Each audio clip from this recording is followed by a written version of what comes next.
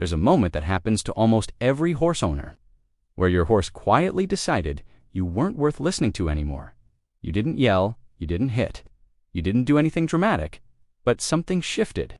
Your horse started testing you more, walking through your space, ignoring leg pressure, pulling toward the gate, tuning you out mid-ride. You probably blamed the horse, or the weather, or a bad day. But here's what actually happened. Once you understand it, you'll never see your horse the same way again. I'll walk you through the psychology behind why horses lose respect, not from opinion, but from what equine science tells us about the horse mind. First, understand this about horse psychology. Horses are not trying to like you. That sounds harsh, but bear with me.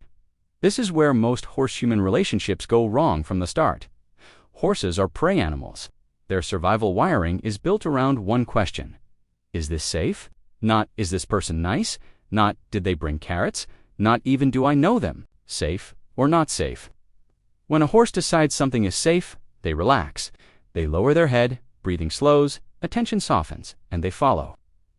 When a horse decides something is not safe, they don't just spook. They do something subtler. They start managing the situation themselves.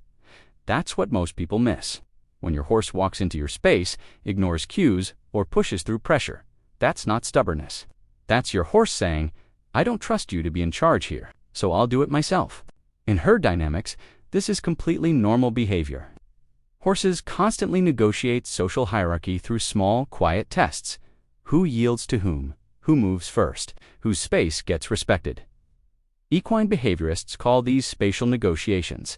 They happen dozens of times a day in a herd, and most humans never see them happening with their own horses until it's already too late. So, when did it happen? Here's the honest answer. It probably happened when you let something slide. And I don't mean you made a big mistake. I mean something small, something that felt harmless, something you let go because you didn't want to make a big deal out of it. Your horse pushed into your space while you were tacking up. You stepped aside. Your horse pulled toward the grass on a walk. You gave the lead rope a little slack.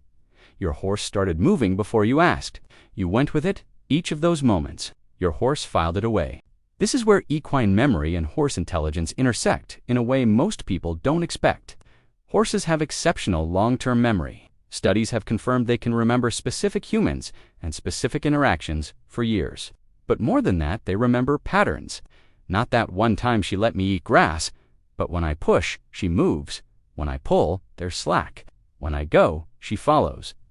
The horse isn't thinking in those words, but the pattern is being written into its understanding of who you are in its world. And here's the part that hurts to hear. The horse isn't doing this to be difficult. It's doing this because its brain is designed to identify reliable leaders. If you're giving inconsistent, unclear signals, the horse's instinct is to fill the vacancy. Nature doesn't leave a leadership gap unfilled. In the herd, the most reliable, consistent, calm presence leads not the loudest, not the strongest, the most predictable. The word respect gets thrown around a lot in horse training, and it's often misunderstood. Respect in horse psychology doesn't mean fear. It doesn't mean submission. It doesn't mean your horse should be head down and shut down. What it means, at its most fundamental level, is attention and yield. Does your horse give you its attention when you ask for it? Does it yield its body when you apply pressure? Does it wait for your signal before moving? If yes, you have respect. If no, you don't. And all the bonding, treats, and sweet talk in the world won't change that until the movement conversation is clear. Here's what equine science tells us about this. Horses communicate almost entirely through body language and pressure. In a herd, a lead mare doesn't ask the other horses to move. She doesn't negotiate. She applies pressure, and the other horse yields. That yield is respect. It's also connection, because horses don't yield to things they don't trust. This is where horse-human bond psychology gets interesting. When you earn that yield through calm, consistent, clear pressure and release, you're not just training movement. You're speaking directly to the part of the horse's brain that decides this being is safe to follow. The bond doesn't come before the respect, it comes from it. Let's get specific. Here are 4 behavioral signs that your horse has already decided it's in charge. Sign 1. Your horse walks into your personal space without being invited. In herd terms, the horse that moves into another's space and isn't corrected has just established dominance. Every time you let it happen without a response, the pattern reinforces. Sign 2. Your horse ignores light pressure and only responds to escalation. You've trained it accidentally to wait for the loud version. Sign 3. Your horse is mentally checked out during groundwork or riding. This isn't boredom. This is a horse that doesn't see the point in tuning into you. Sign 4. Your horse is buddy sower or gate sower in specific situations. It's outsourcing its sense of safety to somewhere that isn't you. You haven't established yourself as the reliable anchor. None of these make your horse bad. None of them mean the relationship is beyond repair. But they are honest signals from the horse's mind that the social contract needs to be renegotiated. Here's the good news.